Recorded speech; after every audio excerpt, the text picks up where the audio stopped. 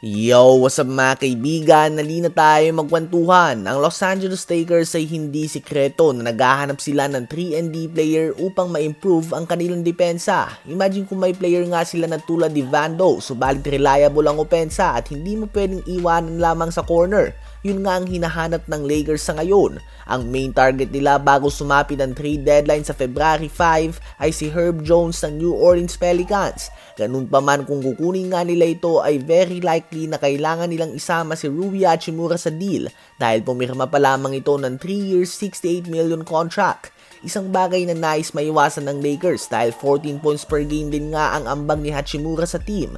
Isa pang target nila ay si Keon Ellis ng Sacramento Kings. May kaliitan, subalit solid 3-and-D player din para sa guard position. Ngunit kung hindi nila ito makukuha ng hindi binibitawan si Rui Hachimura, ang next move nga nila ay nakatingin sa kanilang kapitbahay lamang na Los Angeles Clippers na handang i-trade ang buong team sa ngayon. Sila ay nakatitig kay Derrick Jones Jr., isang solid 3-and-D player na may magandang chemistry na kay Luka Doncic. Kasama niya nga itong gumawa ng finals run noon sa Dallas Mavericks. 13 games pa lamang nilalaro niya ngayong season dahil sa injury. Subalit alam naman nating lahat ng kanyang kakayahan as a player. Posibleng may isama si Dalton Knecht, Gabe Vincent, and maybe a second round pick para sa deal na ito. Kung makukuha nga siya ng Lakers ay magkakaroon siya ng role na tulad kay Dorian Finney-Smith last season. Gusto nga ng Lakers na mapanatili si Hachimura at magsilbing ang number 1 scoring option mula sa second unit.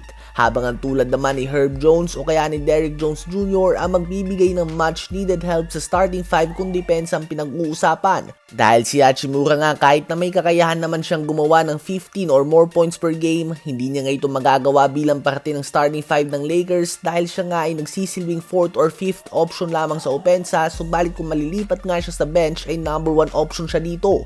Kayo ba mga kaibigan, nais nyo bang makuha si Derrick Jones Jr. ng Lakers kapalit sila Dalton Knecht at Gabe Vincent?